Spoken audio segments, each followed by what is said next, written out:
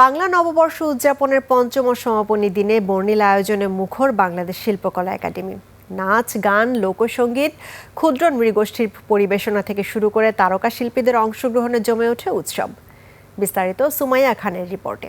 Colour expert dark sap এবং mild on hands technology সমৃদ্ধ Orix advance detergent powder আপনার laundry expert.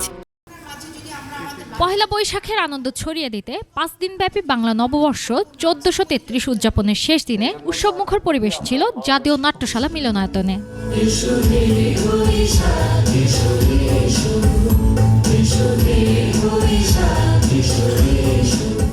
50 জন নৃত্যশিল্পীর অংশগ্রহণে এসো হে বৈশাখ গানের কোরিওগ্রাফির মাধ্যমে শুরু হয় আয়োজন। এরপর একে একে মঞ্চে ওঠেন শিল্পীরা, পরিবেশিত হয় ভাওয়াইয়া বাউল গান।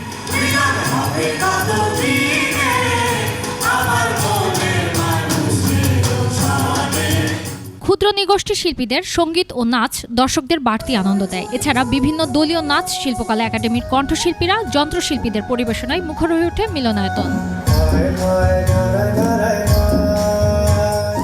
অনুষ্ঠানে সংস্কৃতি প্রতিমন্ত্রী বলেন, বাংলা নববর্ষ অসাম্প্রদায়িক চেতনার প্রতীক। প্রত্যেকটা জাতি, উপজাতি বা গোষ্ঠীর নিজস্ব স্বকীয়তা দিয়ে নিজস্ব সংস্কৃতিকে তারা আরও প্রস্ফুটিত করবে, আরও বিকশিত করবে।